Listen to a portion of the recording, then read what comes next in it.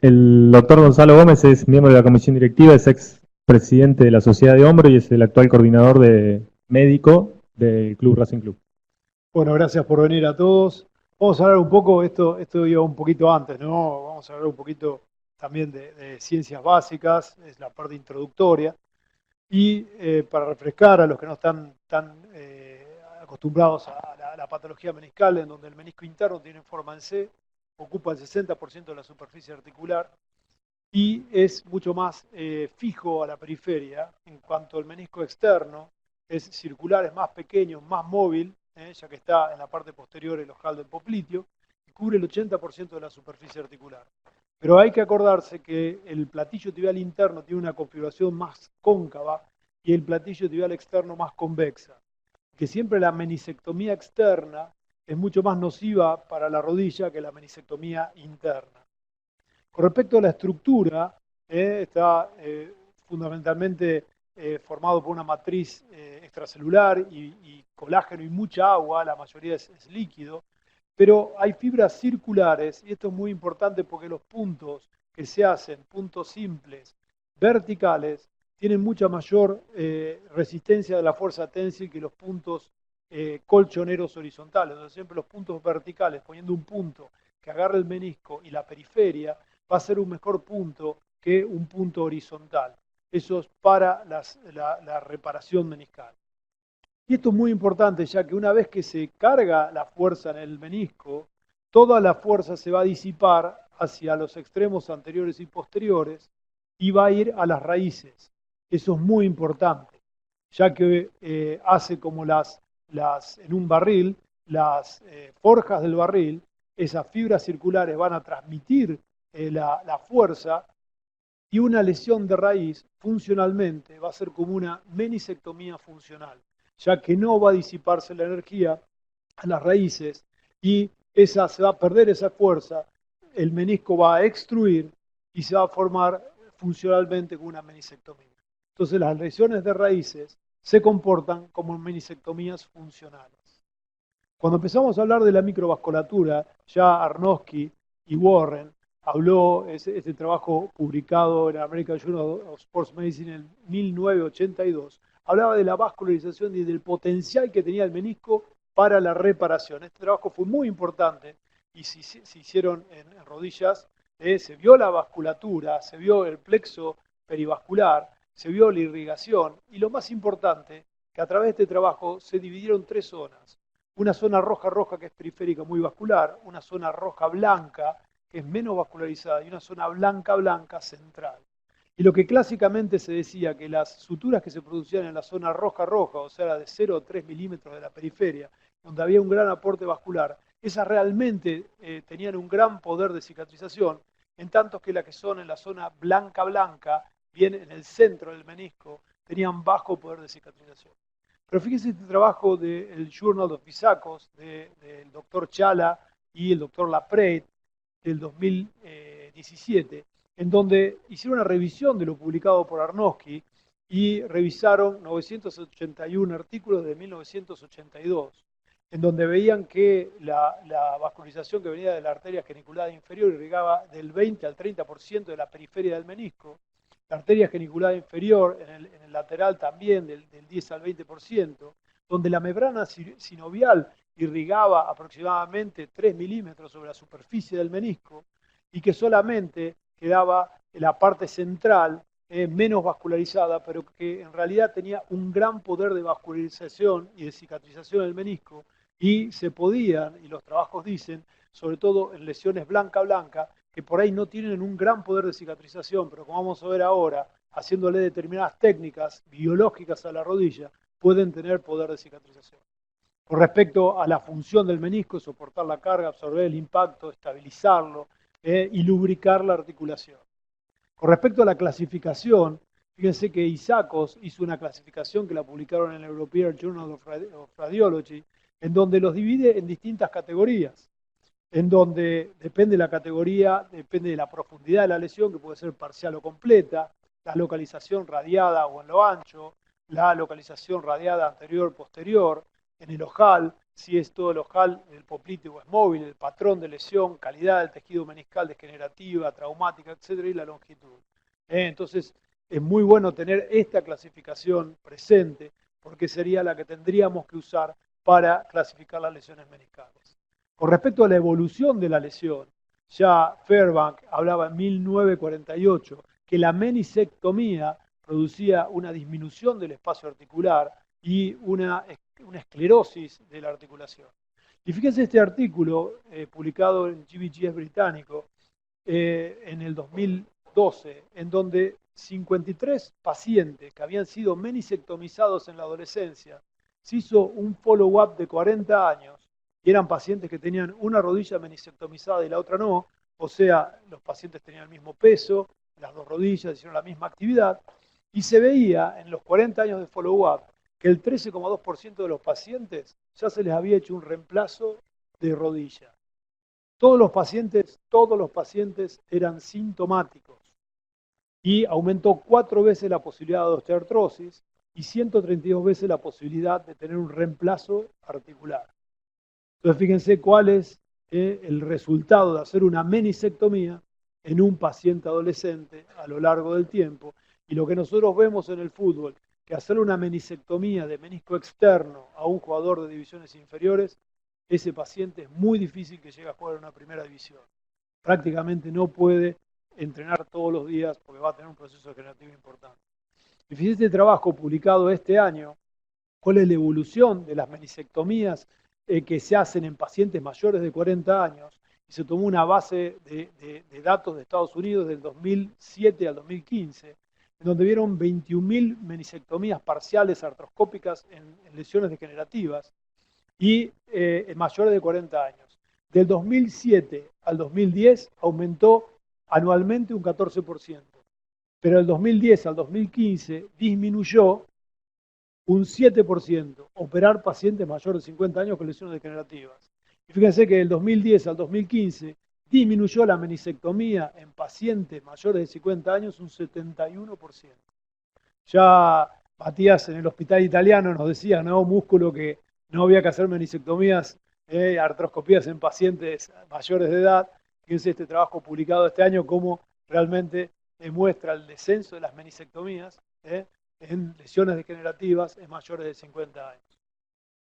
Con respecto a la menisectomía, lo que hace, la disminución del área de contacto, aumenta de 2 a 4 veces la fuerza de contacto articular, aumenta la fricción, aumenta la fibrilación articular, el aplanamiento.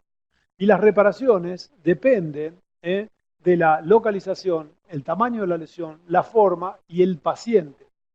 Entonces, en la zona roja y roja blanca, es una zona altamente vascularizada con gran poder de vascularización.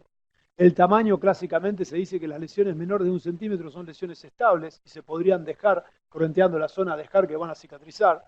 Las inestables son mayor de 1 centímetro y se decía clásicamente hasta 3 centímetros. Hoy en día, dependiendo del tamaño del paciente, una lesión asadeval de todo el menisco se debe suturar. Con respecto al paciente, los jóvenes, antes se decía menores de 40 años, primero menores de 20 años, menores de 40 años, y hay publicaciones hasta mayores de 60 años. La rodilla tiene que ser estable, en eje, y tiene que haber una artrosis moderada y no tiene que ser una lesión degenerativa, sino que tiene que ser una lesión traumática. Y esto lo poníamos anteriormente en las charlas, en donde en un momento lo tuvimos a Vieto y a Camoranesi. Camoranesi había salido campeón en Italia, cuando Maseratesi le pone, Zinedine Zidane le pone el cabezazo a Maseratesi y pierde Francia la final contra Italia. Él jugó, era el 8 de ese equipo, y tenía en un momento 38 años cuando Vieto debutó, hizo 3 goles en su primer partido. Posteriormente, fíjense la historia de cada uno, este venía de ganar, acá lo tenemos a Camoranesi, y Vieto después de Racing fue a varios equipos, y decíamos que en un momento a este no lo operaríamos, no le haríamos una sutura meniscal, y a este sí, si no hubiera podido hacer toda la carrera que hizo. Pero fíjense que la longevidad deportiva, el concepto de longevidad deportiva, tenemos a Manu Ginóbili, 41 años, que se retiró en una altísima performance. Gigi Buffon, 41 años, sigue en una alta performance. Y fíjense la edad de los jugadores, como va aumentando, jugadores de tenis que llegan a jugar Grand Slam, va aumentando año a año. Entonces hay un concepto de longevidad deportiva. Fíjense este trabajo, este artículo de La Guardia, donde se preguntan por qué Messi, a medida que va pasando los años, sigue a un excelente nivel. La Organización Mundial de la Salud dice que en el 2020 va a haber más personas mayores de 60 años que menores de 5 años. Y estamos hablando ya de una longevidad de 100 años o 110 años. Entonces, ya que hay una longevidad en la vida, va a haber una longevidad deportiva. Entonces, si a los pacientes les dejamos o no hacemos suturas meniscales, es muy posible que a lo largo del tiempo tengan mayores lesiones degenerativas. Y fíjense que las escuelitas de fútbol, dentro de un tiempo, van a ser gente grande que va a seguir jugando al fútbol. Para eso, lo que tendríamos que hacer es tratar de preservar las articulaciones y tratar de suturar la mayor cantidad de meniscos que tengan indicación de sutura meniscal. Con respecto a los tipos de sutura meniscal, tenemos los inside out, que es de adentro afuera, donde lo mejor es poner puntos de esta forma, puntos simples verticales. Outside in, que se hacen con agujas de afuera adentro. Y all inside, que se hace todo adentro. Fíjense que tenemos que tener cuidado con las estructuras posteriores y los nervios. Y fíjense este trabajo publicado en el Journal of Knee Surgery, en donde probaban distintos tipos de suturas meniscal y realmente muchas estaban muy cerca de los vasos cuando hacíamos la sutura meniscal. Con respecto al inside out, vemos que hacemos una incisión tanto interna como externa, se pone una cuchara, se ve por el portal del mismo lado que se va a suturar y se pone el sistema de penetración del portal contrario. ¿Para qué? Para que vaya para adentro o para afuera sin peligro de crear una alusión en el paquete vascular. Nosotros usamos este sistema de CONMED, el Safe Zone, en donde ponemos estos tipos de agujas, que son agujas con un alambre de nitinol, tienen la sutura y otra aguja. Y este trabajo publicado por Charlie Lapred, del arthroscopy, donde habla de los abordajes externos, fíjense que es un abordaje longitudinal, se abre el tensor de la fascia lata, después se abre el espacio entre el gemelo y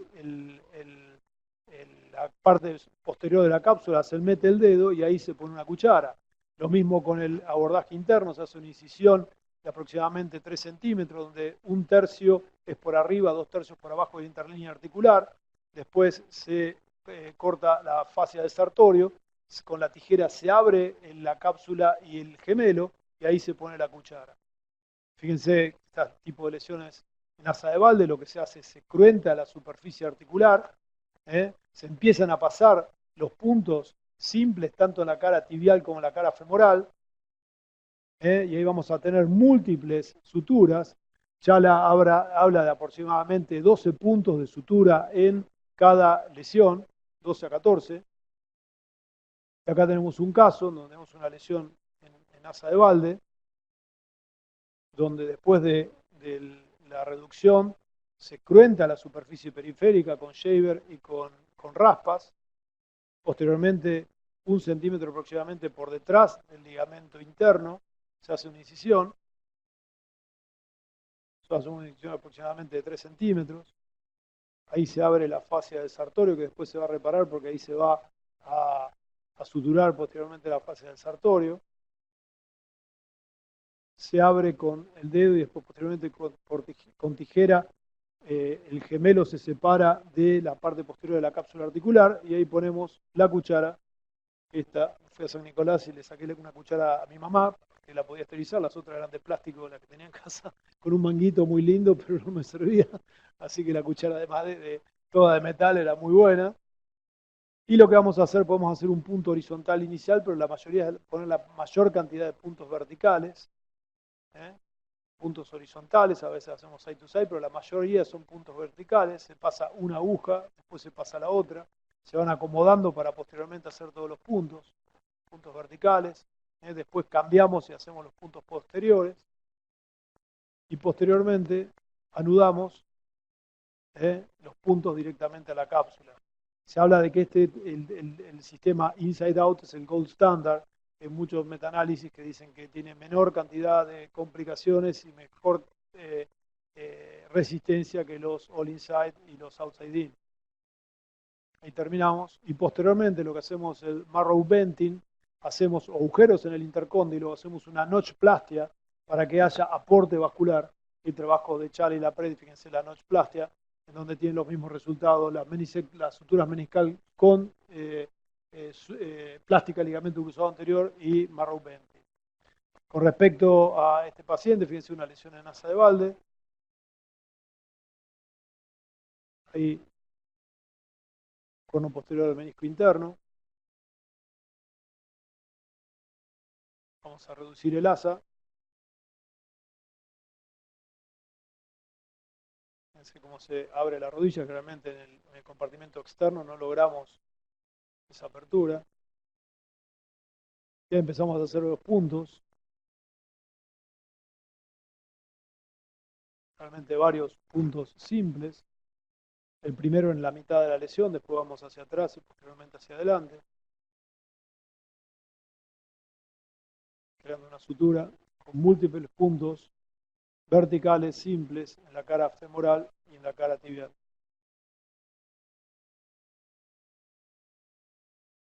Seguimos para atrás, después para adelante.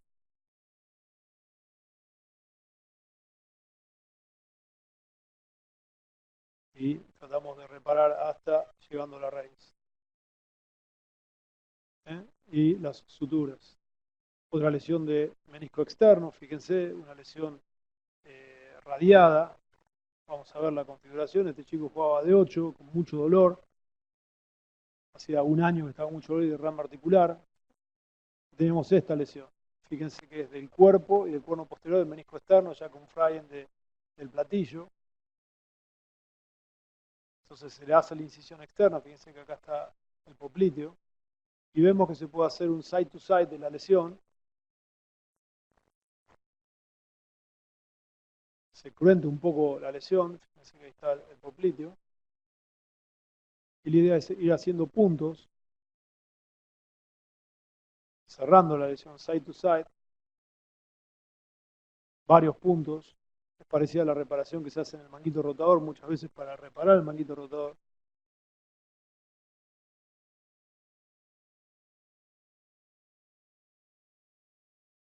Seguimos colocando puntos, después colocamos puntos tanto en la cara tibial como en la cara femoral. En este caso pusimos alrededor de 8 puntos. Seguimos colocando en la cara tibial.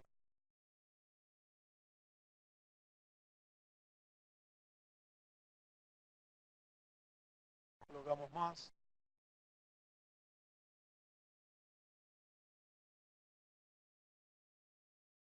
Y cómo queda después de la lesión y el marrow bending que hacemos. Ahí queríamos hacer otro punto más para asegurarnos.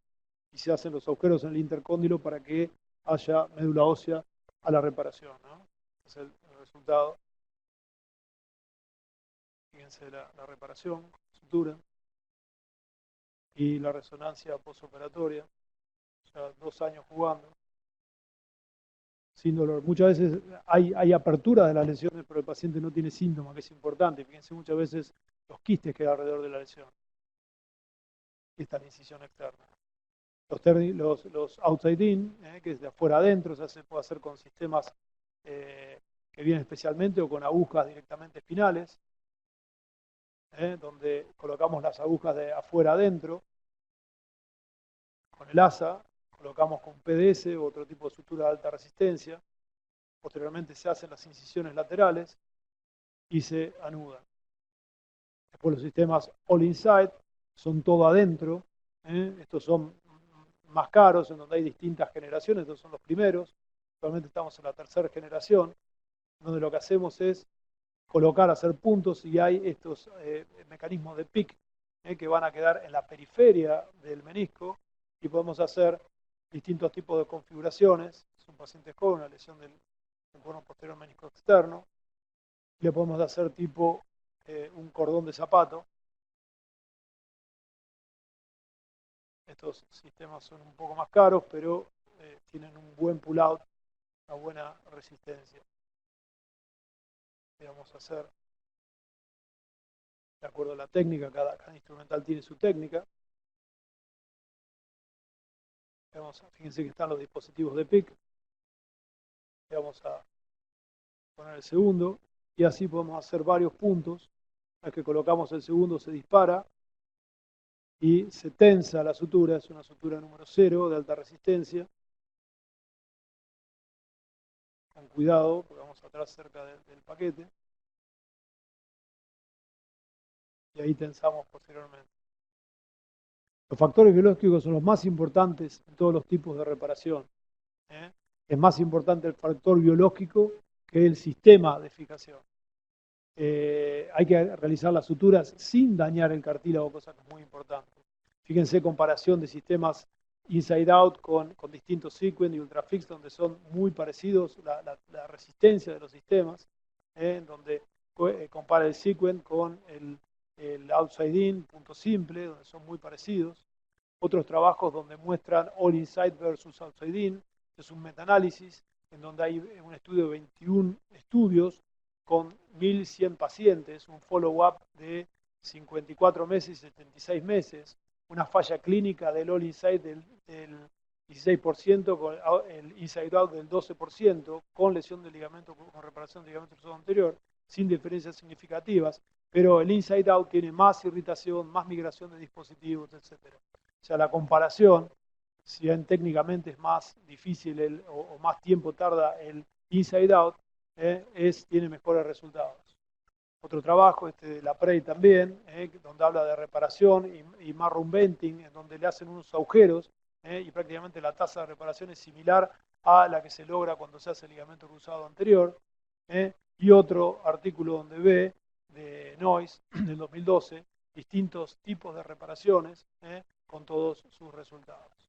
Este es un arquero, esta es una lesión bastante frecuente en los arqueros, de 18 años, que había tenido 3 episodios de bloqueo constatados por el kinesiólogo, donde vio que realmente se le había bloqueado la rodilla. Tenía derrame articular después del bloqueo, pero las maniobras clínicas eran negativas y tuvo 3 resonancias donde no había lesiones aparentes, pero había un verdadero bloqueo articular. Mejoraba transitoriamente con kinesiología, pero cuando volvía a hacer trabajo de arqueros, se volvía a bloquear la rodilla realmente. Y el bloqueo era levantarse después de un entrenamiento. Y esta era la resonancia que tenía el paciente. Fíjense que ahí empezamos a estudiar, hay las lesiones del fascículo popliteo peroneo, son las lesiones donde se aumenta el ojal del popliteo. El paciente tiene un bloqueo articular verdadero con dolor externo, pero dan todos los estudios negativos. Entonces fíjense que el fascículo popliteo peroneo son unas fibras que van de la parte posterior del menisco a inferior y a superior, y se ven así en la resonancia. Fíjense que en la resonancia tiene una ruptura del fascículo popliteo peroneo. Entonces estos pacientes, lo que hay que hacer es, pacientes que tienen verdaderos bloqueos articulares, tratar de suturar este tipo de lesiones. Fíjense que el menisco externo se ve normal, pero cuando lo traemos, se viene y vemos que el aumento del ojal del popliteo con movilidad. Y fíjense cómo se ve el ojal del popliteo, y ahí tenemos la lesión del fascículo popliteo peroneo. Ahí tenemos el ojal del popliteo, fíjense cómo se le hizo una sutura, suturando con puntos superiores e inferiores. Fíjense ahí tenemos la ruptura del fascículo popliteo peroneo, como queda con puntos de la cara femoral y tibial. Usamos 6 puntos en la reparación. Y esta es una lesión que pasa inadvertida muchas veces y la tenemos que conocer. Con respecto a las conclusiones, toda melisectomía deja secuela. Por eso, acuérdense, la actividad deportiva, el paciente a los 40 años puede estar haciendo deporte de alto rendimiento. Tratemos de no hacer melisectomías en pacientes jóvenes. Actualmente nosotros estamos haciendo reparaciones meniscales hasta 60 años. Ser previsor con los pacientes jóvenes, cuando hacemos una plástica ligamento cruzado anterior, tenemos que pedir un set de reparación meniscal, ya que muchos de estos pacientes en el acto quirúrgico vamos a encontrar la lesión. Reparar de acuerdo a las indicaciones, no hay que reparar lesiones degenerativas, que ya no tiene un buen aporte vascular, ese tipo de reparación va a fallar, eso no conviene hacerlo. Y los factores biológicos son muy importantes, por eso cuando hacemos una reparación meniscal en un paciente que no tiene lesión de ligamento cruzado anterior, hacer los agujeros en el intercóndilo va a dar médula ósea, el marrow venting, y eso mejora mucho la tasa de buenos resultados. Y por supuesto siempre no dañar el cartílago cuando hacemos las reparaciones meniscales. Bueno, muchas gracias. No sé si queda alguna duda. ¿Alguna pregunta?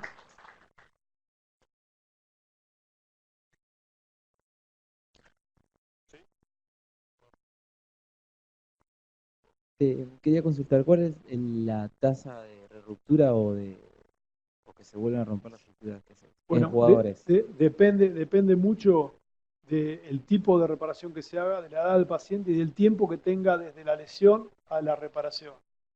Nosotros, vos trabajás en Racing, ahora también en otro club, bueno, tuviste mucho tiempo con nosotros, pero nosotros a todos los pacientes, sobre todo divisiones inferiores, a todos le hacemos sutura meniscal. Y a los pacientes jóvenes que están jugando en el fútbol profesional y tienen una lesión aislada, también. Porque sabemos que no va a poder llegar a jugar en primera división, sobre todo una menisectomía externa, prácticamente no tiene chance de hacer una carrera larga. Y eso lo hemos vivido a lo largo de nuestra carrera deportiva, sobre todo cuando viene un paciente de otro club con antecedente de una menisectomía, le hacemos una resonancia, ya tiene lesiones osteocondrales, tiene edema óseo, son pacientes con un ligero valgo que prácticamente yo no quiero que entre a mi club porque sé que va a jugar un año y después va a tener problemas. Yo creo que la principal causa de rechazo, nosotros la hacemos a los pacientes cuando ingresan al club, resonancia de ambas rodillas, tobillo, columna, radiografías, electrocardiograma, ecocardio, todo, pero es muy importante la resonancia de rodilla. Preferimos que tenga una lesión de ligamento cruzado, que sabemos que la vamos a poder reparar, y no una lesión osteocondral por una menisectomía externa, porque tiene muy poca chance de hacer una carrera exitosa. Por eso tratamos de suturar hoy en día todo, es como un cambio de paradigma. Siguiendo con la pregunta del paciente, viene lesión de cruzado, 1 mes y medio, con una lesión meniscal. Sí, la Suturas. suturamos, sí. Hay un tiempo que hablaban de 6 meses, pero actualmente se puede extender un poco más. Y sabemos es una satisfacción hacer una buena sutura meniscal que dejarle la sutura y no hacerle la menisectomía, que la verdad que vale la pena tomarse un tiempo más. Y sabemos que ese paciente va a jugar muchos años más o va a seguir haciendo deporte recreativo muchos años más sin problemas en el futuro, ¿no? O con menos problemas. Gonzalo, ¿cómo manejás en una lesión aislada? Sí. ¿Cómo manejás el postoperatorio? ¿La carga, la inmovilización? Bueno, con respecto a eso, estamos estudiando el protocolo postoperatorio. Salió a fines del año pasado en la revista Jobs un protocolo para lesión de raíz, pero no hay para lesión en asa de balde. Hay un contrapunto con el sentido si hay que usar muletas o no. Hay quienes dicen que conviene usar muletas, hay quienes dicen que no conviene usar muletas, o que es lo mismo usar o no usar muletas. El protocolo que propone Chala y la PRED son, se hace la sutura meniscal, va a llevar 4 semanas de muletas y 4 semanas de inmovilizador y 6 semanas de muletas. 6 semanas de muletas, 4 semanas de inmovilizador. Y la flexión de rodilla a 90 grados empieza recién en la segunda semana. Eso es lo que propone la predichala. Nosotros estamos haciendo esto. No hay en la literatura una unanimidad en este criterio. Cuidado, cuando el paciente, nosotros ahora, todo jugador profesional, que generalmente tiene una lesión de ligamento cruzado anterior, le hacemos una plástica de ligamento anterolateral. Generalmente la hacemos con tendones cadavéricos. Pero esa rodilla hay que moverla en la primera semana. Porque hacer una plástica de ligamento cruzado anterior y dejarla con ligamento anterolateral 2 semanas rígida con una sutura meniscal, es muy probable que haya una rigidez de rodilla. Entonces, en ese caso, empezamos a la semana a moverla. Gonzalo, esas 6 semanas de muletas. Carga 3 puntos. Cuando no carga, claro. Desde el principio cargan 3 puntos. Desde el día 0 cargan 3 puntos con muletas hasta la 6ª semana. Entonces empezamos. Si es sutura meniscal sola, sin ligamento cruzado, empieza desde el día 0, muletas y inmovilizador, rodilla dura hasta la segunda semana 90 grados, a la 4ª semana deja el inmovilizador y a la 6ª semana deja las muletas con carga parcial desde el primero. Una pregunta, en caso de una ruptura de una sutura meniscal, ¿qué conducta toma usted si vuelve a suturar o menisectomía? No, nosotros tenemos pacientes yo tengo 2 pacientes que le hice la primera sutura meniscal outside in con PDS a los 15 años. 2 años después se volvió a romper en el mismo lugar. Le hicimos una sutura inside out con Sequent, haciendo una reparación bastante buena. 2 años después se vuelve a romper en otro lugar porque estaba la sutura y se volvió a romper. Y ya es la 3ª sutura meniscal que le hacemos. El paciente ya tiene cerca de 20 años y está con su menisco, cuando pues, podríamos haber hecho una mesectomía a los 15, o sea, una sutura meniscal, 2 revisiones, pero no sé, por ahora tiene el menisco y sigue jugando al fútbol. Quizás se lo vuelva a romper, pero bueno, fuimos cambiando de técnico, o sea, de outside in, all inside, inside out. Nosotros creemos que este tipo de sutura, inside out, donde se ponen muchos puntos simples en la cara, operamos hace un par de semanas un jugador de básquet de 2,5 metros, 18 años, una lesión en asa de balde del menisco interno, le pusimos 14 suturas. Las últimas pusimos con PDS porque ya habíamos agotado todas las que había. Y bueno, imagínate que ese jugador en un par de años va a superar los 100 kilos. Y con 100 kilos y no tener menisco interno no se puede hacer deporte profesional. Y para su vida, a los 18 años, difícil. Gracias, Gonzalo.